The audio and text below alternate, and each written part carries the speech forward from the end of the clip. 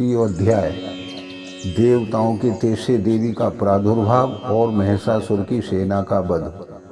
विनियोग। मध्यम चरित्र के विष्णु ऋषि, महालक्ष्मी देवता, उष्णिक छंद, शाकंभरी शक्ति, दुर्गा बीज, वायु तत्व और यजुर्वेद स्वरूप हैं। श्री महालक्ष्मी की प्रसन्नता के लिए मध्यम चरित्र के पाठ में इसका विनियोग है। मैं कमल के आसन पर बैठी हुई प्रसन्न मुख वाली महिषासुर मर्दिनी भगवती महालक्ष्मी का भजन करता हूँ, जो अपने हाथ में अक्षमाला, फरसा, गदा, बाण, वज्र, पद्म, धनुष, कुंडिका, दंड, शक्ति, खड्ग, ढाल, शंख, घंटा, मधुपात्र, शूल तथा पाश और चक्र धारण करती हैं। ऋषि कहते हैं, पूर्व काल में देवताओं और असुरों में पूरे 100 वर्षों तक घोर संग्राम हुआ। उसके असुरों का स्वामी महिषासुर था और देवताओं के नायक इंद्र थे। उस युद्ध में देवताओं की सेना महाबली असुरों से परास्त हो गई। संपूर्ण देवताओं को जीतकर महिषासुर इंद्र बन बैठा। तब पराजित देवता प्रजापति ब्रह्मा जी को आगे करके उस स्थान पर गए जहाँ भगवान शंकर और विष्णु विराजमान थे। देवताओं ने महिषासुर के पराक्रम तथा अपनी पराजय का यथावत वृत्तांत उन दोनों देवेश्वरों से विस्तार पूर्वक कह सुनाया। वे बोले, भगवान महिषासुर सूर्य, इंद्र, अग्नि, वायु, चंद्रमा, यम, वरुण तथा अन्य देवताओं के भी अधिकार छीनकर स्वयं ही सबका स्वामी बन बैठा है। उस दुरात्मा महेश ने समस्त देवताओं को स्वर्ग से निकाल दिया है। अब वे मनुष्यों की भांति पृथ्वी पर विचरते हैं। दैत्यों की यह सारी करतूत हमने आप लोगों से कह सुनाई है। अब हम आपकी ही शरण में हैं। उसके वध का कोई उपाय सोचिए। इस प्रकार देवताओं के वचन सुनकर भगवान विष्णु और शिव ने दैत्यों पर बड़ा क्रोध किया। उनकी भौहें तन गई। तब अत्यंत कोप से भरे हुए चक्रपाणी विष्णु के मुख से एक महान तेज प्रकट हुआ। इसी प्रकार ब्रह्मा, शंकर तथा इंद्र आदि अन्य देवताओं के शरीर से भारी तेज निकला। उस सब को मिलकर एक बहुत बड़ा पुंज पर्वत सा जान दिखाई पड़ा। देवताओं ने देखा, वहाँ उनकी ज्वालाएं संपूर्ण दिशाओं में व्याप्त हो गई हैं। संपूर्ण देवताओं के शरीर से प्रकट हुए उस तेज की कहीं तुलना नहीं थी। एकत्रित होने पर वह एक नारी के रूप में परिणित हो गया और अपने प्रकाश से तीनों लोकों में व्याप्त जान पड़ा। भगवान शंकर का जो तेज था, उससे उस देवी का मुख प्रकट हुआ। यमराज के तेज से उनके सिर के बाल निकल आए। श्री विष्णु भगवान जी के तेज से उनकी भुजाएं उत्पन्न हुई। चंद्रमा के तेज से स्तन, इंद्र के तेज से मध्य भाग तथा वरुण के तेज से जंघा, पिंडली तथा पृथ्वी के तेज से नितंब भाग प्रकट हुए। ब्रह्मा जी के तेज से दोनों चरण और सूर्य के तेज से उनकी अंगुलियां हुई। वसुओं के तेज से हाथ की उंगलियां और कुबेर के तेज से नासिका प्रकट हुई। उस देवी के दांत प्रजापति के तेज से और तीनों नेत्र अग्नि के तेज से प्रकट हुए।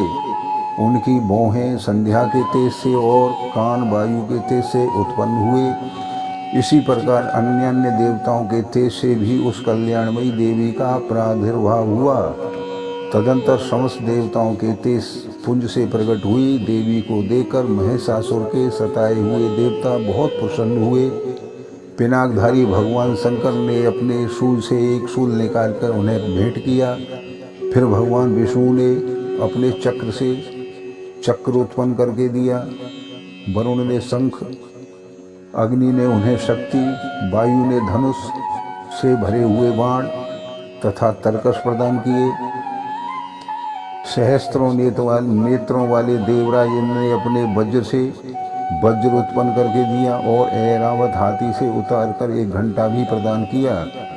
यमराज ने कालदंड से दंड, वरुण ने पास, प्रजापति ने स्फटिक की माला तथा ब्रह्मा जी ने कमंडलू भेंट किया। सूर्य ने देवी के समस्त रोम कूपों में अपनी किरणों का तेज भर दिया। काल ने उन्हें चमकती हुई ढाल और तलवार दी। क्षीर समुद्र ने उज्ज्वल हार तथा कभी जीर्ण होने वाले 2 दिव्य वस्त्र भेंट दिए। साथ ही उन्होंने दिव्य चूड़ामणि, 2 कुंडल, कड़े, उज्ज्वल अर्धचंद्र तथा सब बाहुओं के लिए केयूर, दोनों चरणों के लिए निर्मल नूपुर, गले के लिए सुंदर हसली और सब उंगलियों के लिए रत्नों से जड़ी हुई अंगूठियां भेंट की। विश्वकर्मा ने उन्हें अत्यंत निर्मल फरसा भेंट किया। इसी प्रकार अन्य देवताओं के भी आभूषण और अस्त्र शस्त्र देकर देवी का सम्मान किया।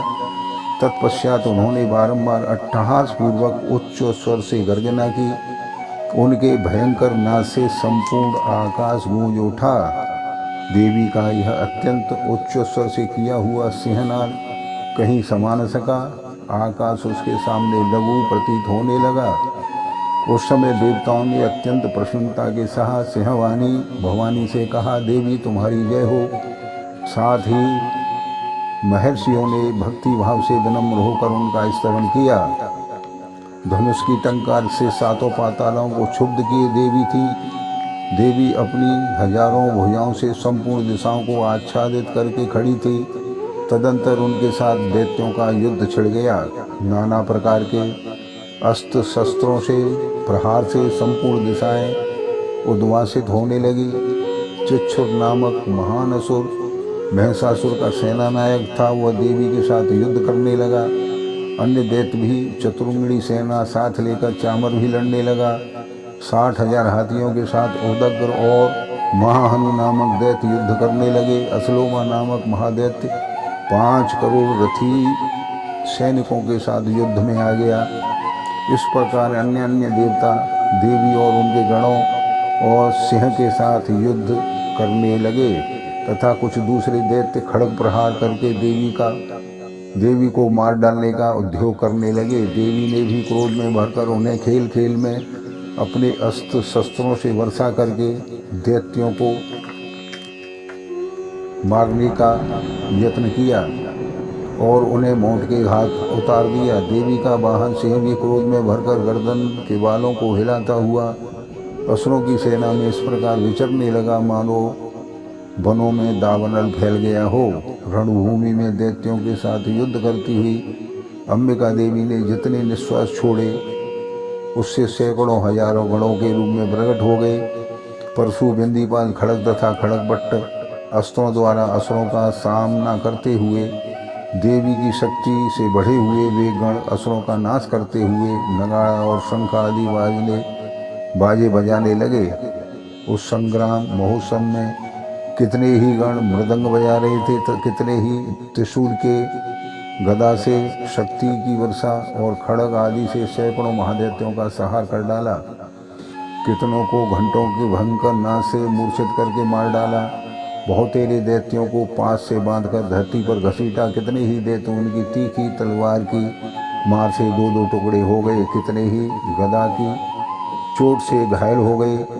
कितने ही मूसल की मार से अत्यंत आहत होकर रक्त वमन करने लगे। कितने ही दैत्यों के मस्तक कट कर गिरने लगे। कुछ लोगों के शरीर मध्य भाग में ही विदीर्ण हो गए।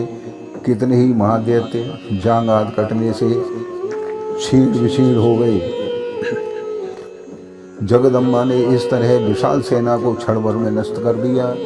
ठीक उसी तरह जैसे तृण और काठ से भरी ढेर को आग कुछ ही क्षण में भस्म कर देती है और कुछ सिंह की और गणों की मार से मूर्छित और मृत्यु को प्राप्त हुए। वहाँ देवी के गणों ने भी उन महादैत्यों के साथ ऐसा युद्ध किया जिससे आकाश में खड़े हुए देवतागण उन पर बहुत संतुष्ट हुए और फूल बरसाने लगे। इस प्रकार श्री मार्कंडेय पुराण में सावर्णिक मनवंतर की कथा के अंतर्गत देवी महात्म्य महिषासुर की सेना का वध नामक दूसरा अध्याय पूरा हुआ।